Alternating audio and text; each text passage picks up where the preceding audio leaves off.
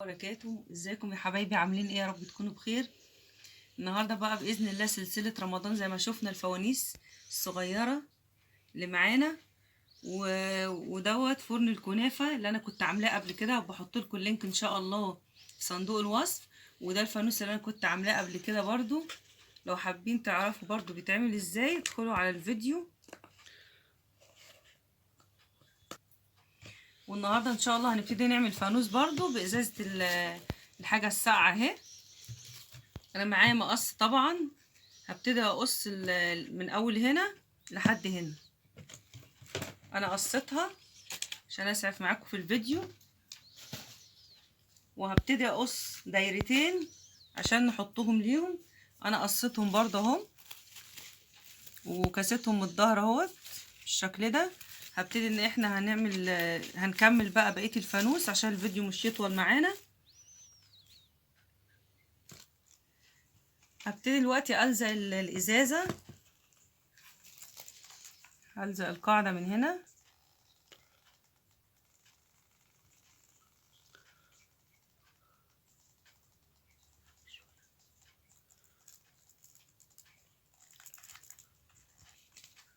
هبتدي اثبتها في النص بالظبط اهي. هبتدي ادوس عليها شوية عشان تلزق كويس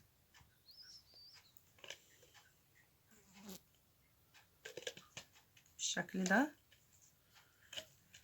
هبتدي اقص بقى هنا حرف رفيع كده، ممكن ندخل معاه فض يدي منظر. هبتدي اهو مساحة بسيطة كده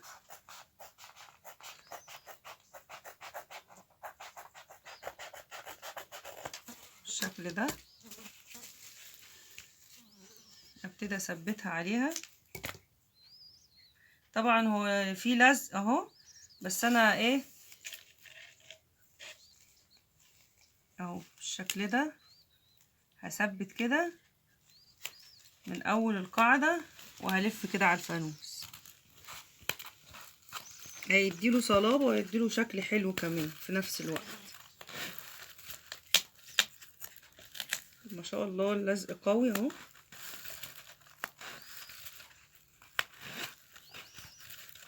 باقي حتة صغيرة بس.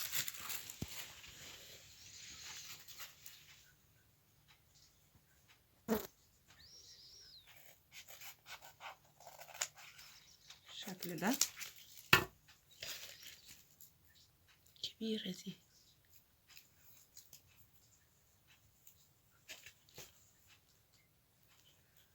ابتدي احطها كده واقص الزيادة.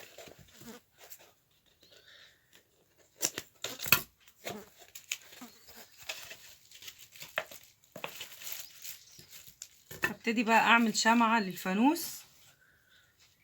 هجيب من بواقي الفوم اللي عندنا، هبتدي الفها، نلفها رول مدور كده اهو بالشكل ده. هبتدي الزقها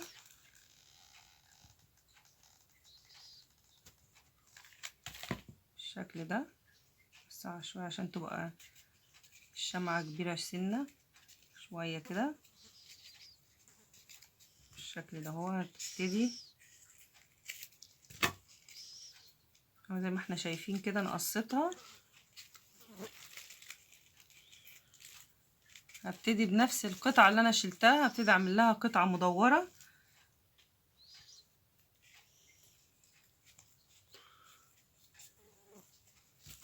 وابتدي احطها فوق كده واقفل ايه الشمعة.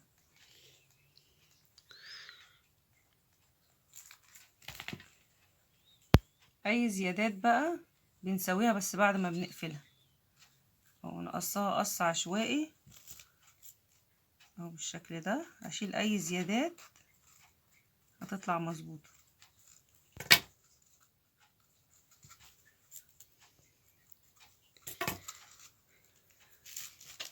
كمان القاعده من هنا قطعه برضو مدوره. خلصتها اهو يا حبايبي. هبتدي انا اعمل لها بقى شكل كده عليها. هقص شريط رفيع كده من الفضي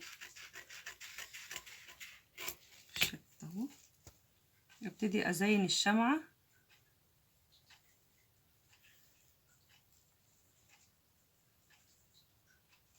الف عليها كده.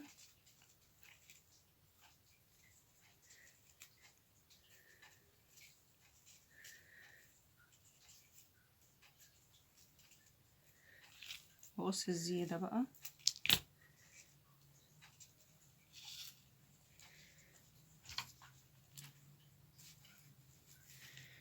انا قصيت اهوت فوم اصفر.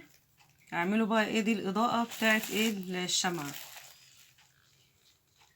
هلزق الاتنين في بعض عشان تبقى في الناحيتين كده فيها ايه الجليتر بالشكل ده.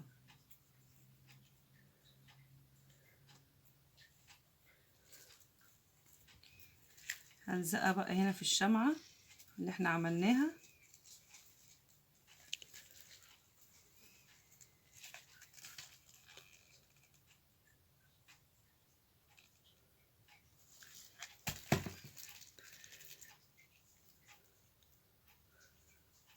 ثبتها شوية.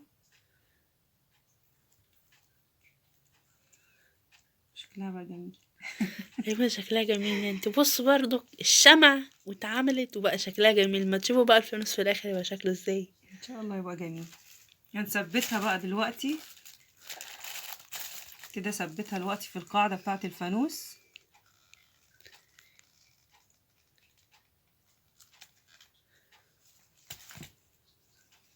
في الوسط بالظبط.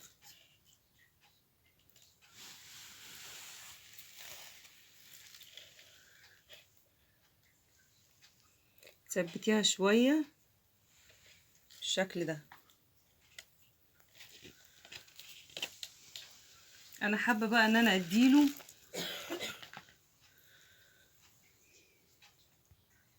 احنا شفنا كده احنا لزقناها. هبتدي ان انا احط لها بقى ايه حاجة تديها منظر. هحط لها الفل اللي احنا عملناه في الازايز قبل كده بالشكل ده. عشان بس دي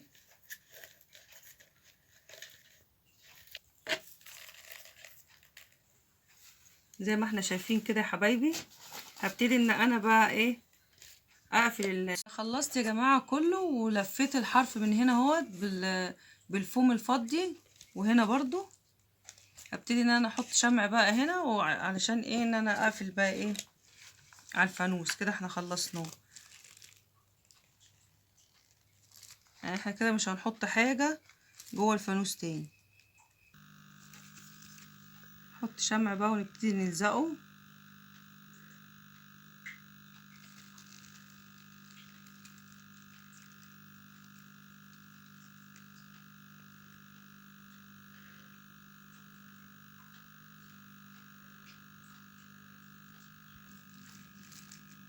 ابتدي برضو اوسطنها بالظبط في النص كده. ابتدي اضغط عليها شوية لحد ما تلزق. هقلبها حتى كده.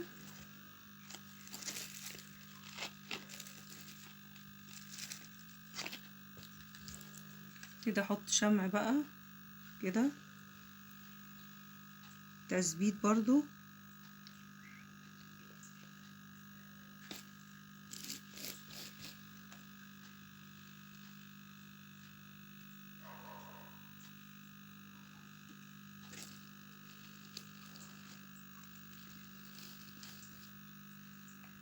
هبتدي اقص فوم تاني زي ما عملت في القاعدة. هعمل هنا برضو.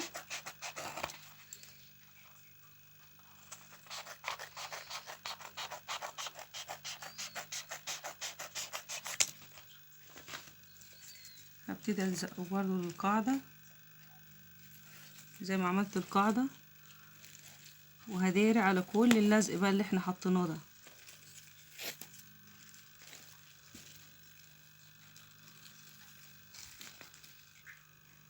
بعد ما خلصت اهو يا حبايبي زي ما انتم شايفين شكله بقى جميل ازاي. يا رب يعجبكم ان شاء الله. هنبتدي نعمل بقى ليه بس الايد بتاعته اللي هتشال منها. انا جبت السلك اللي بيبقى فيه لماع ده وتنيته على 4 ولفيته كويس، وهبتدي ان انا احطه دلوقتي في نص الفانوس عشان ايه ما حد يعوز يمسك الفانوس او يشيله بالشكل ده في النص كده بالظبط اهي. ابتدي اضغط عليها شويه واحط لها شمع من فوق شويه كمان عشان تثبت بس كده.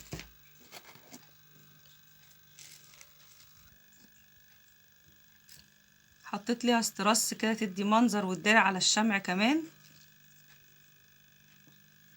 اضغط بالمقص بسيط، حاسبوا على ايديكم بقى عشان انتوا عارفين الشمع بيبقى سخن جدا ممكن يلسع ايديكم. هبتدي اقص دلوقتي بقى فوم بسيط كده، قلوب مثلا. انا بقص القلب على طول، طبعا اللي مش تعرف تقصه على طول زي ما انا بقصه كده ممكن تعمل ليه اسطمبة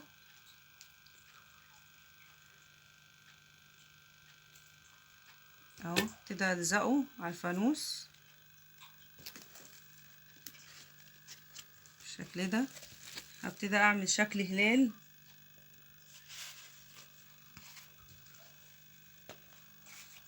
هلال ونجمة، ميلي ده نص دايرة بسيطة كده. تبتدي تاخدي نعمله بالقلم افضل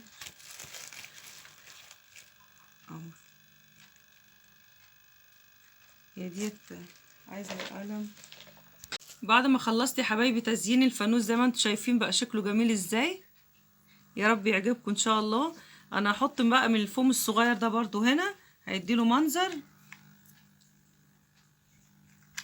ابتدي احط كده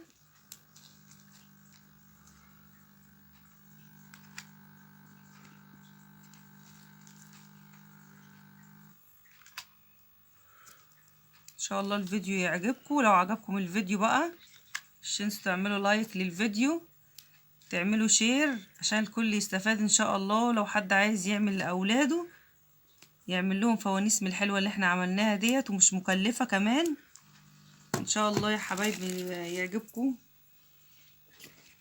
ايه رايكم بقى؟